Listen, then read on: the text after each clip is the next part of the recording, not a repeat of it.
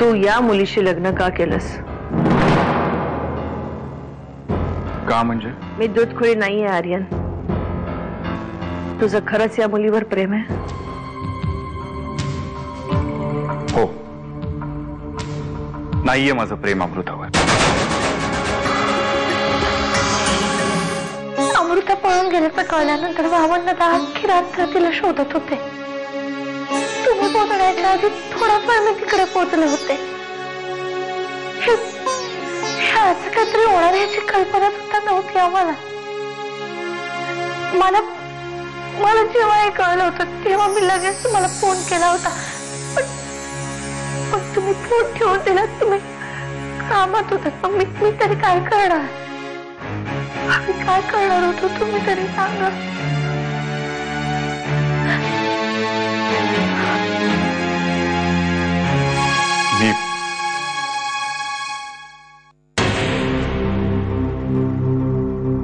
मी अमृताशी लग्न केलंय कारण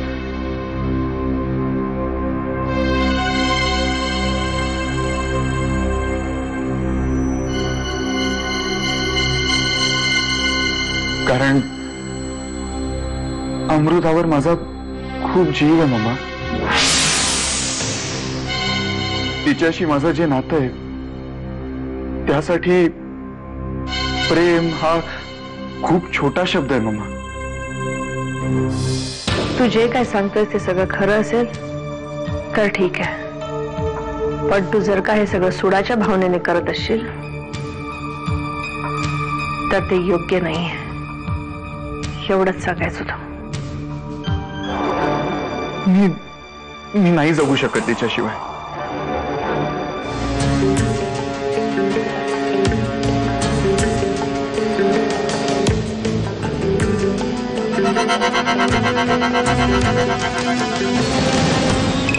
काल मी तुम्हाला सांगितलं होतं कमिशनर साहेबांना भेटून युगंधराच्या सगळ्या जुन्या केसेस उकरून काढा म्हणून सांगितलं होतं ना. काय झालं त्याचं? हो साहेब, पण ते मला वाटलं की तुम्ही. काय वाटलं तुम्हाला? मी दारूच्या नशेत बोलत होतो की मानसिक रुग्ण आहे म्हणून बोललो तुम्हाला? साहेब, आज संध्याकाळची अपॉइंटमेंट घ्या कमिशनर साहेबांची. मी जातीनं भेटणार आहे त्यांना. इन्कम टॅक्स डिपार्टमेंट मध्ये जा. तिथे काही सापडतंय का बघा. 3 वर्षापूर्वी भूखंड प्रकरणात युगंधरा अडकली होती. केस नंतर दाबली त्यांनी. पण तुम्ही स्वतः बांधकाम विभागात जा आणि ती माहिती मिळवा. माहिती मिळवण्यासाठी काय वाटेल ते करा. मला रिझल्ट हवेत. निघा.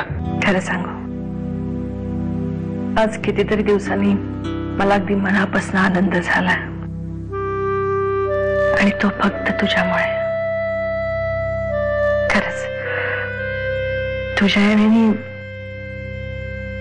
माझ्या आयुष्याचा रंगच बदलला. मला सुद्धा आज बऱ्याच दिवसांनंतर कोणाला तरी आई म्हणून हाक मारावीशी वाटते. आई,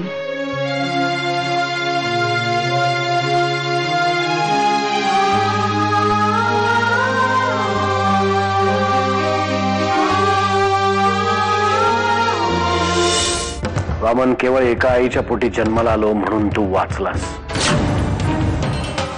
इथून पुढे किमान माझ्या समोर न येण्याचा प्रयत्न कर, नाहीतर माझा तोही संयम सुटेल. तुम्ही वामनदादांना का? गप्प रहा, नाहीतर तुझ्याही बाबतीत तेच होईल.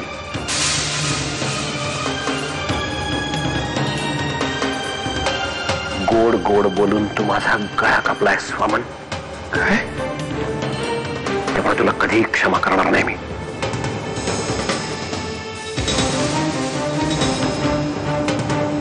दादा,